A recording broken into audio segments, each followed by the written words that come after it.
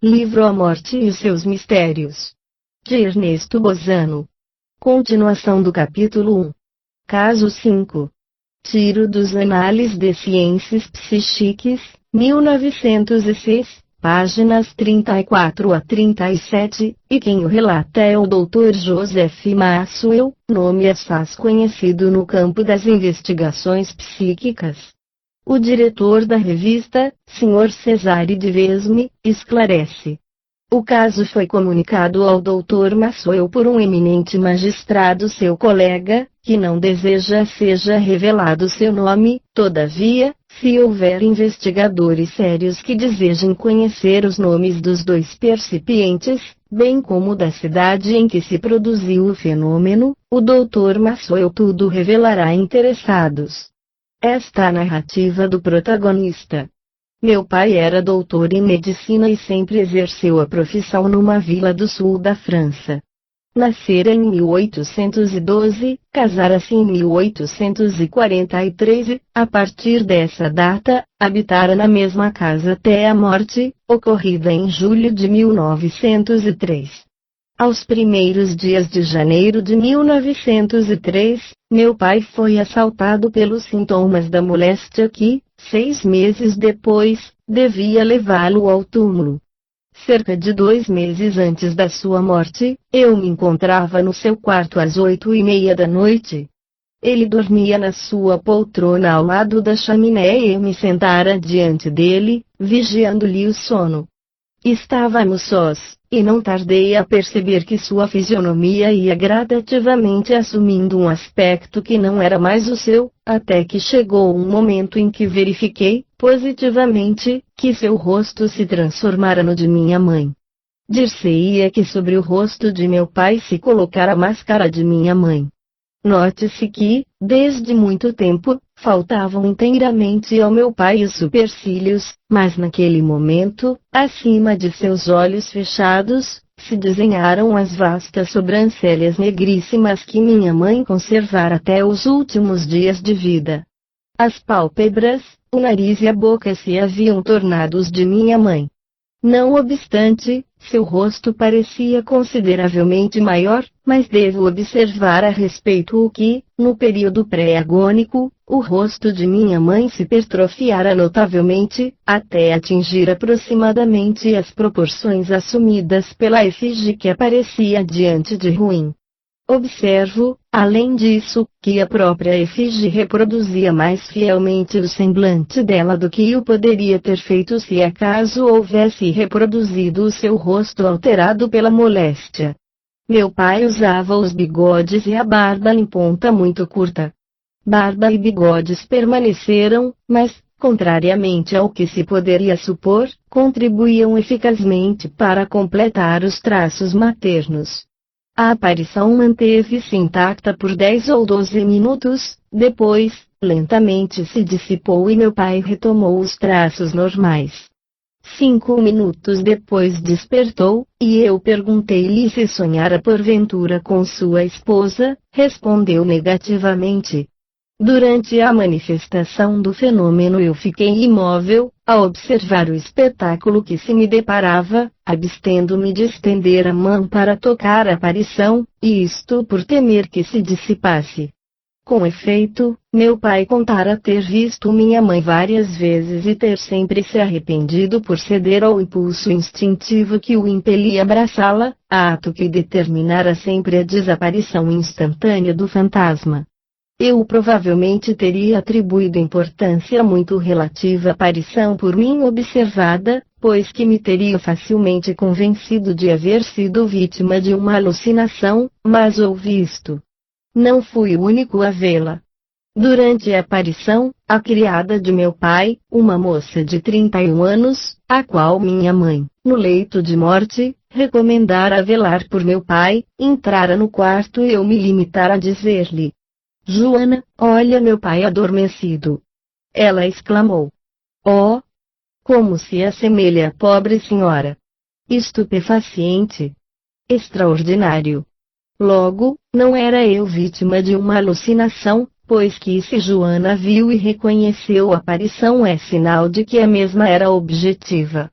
Resulta daí que a natureza coletiva da visão ocorrida, tendo-me dado certeza sobre a realidade da mesma visão, fez com que eu ficasse profundamente impressionado e, se vivesse 100 anos, jamais a esqueceria.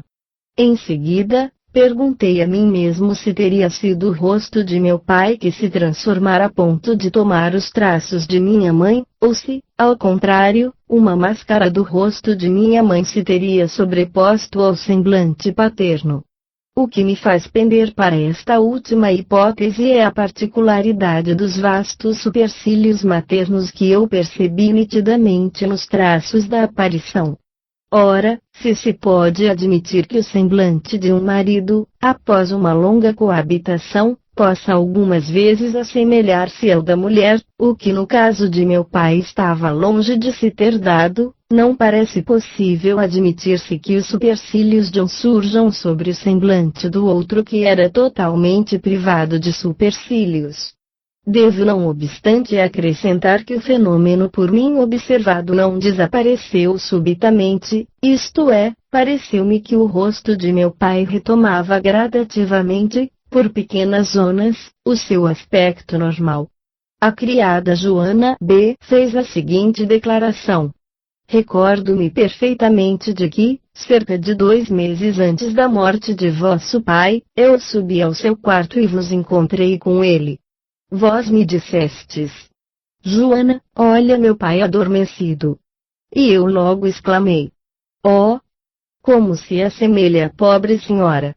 É estupefaciente! É uma coisa extraordinária!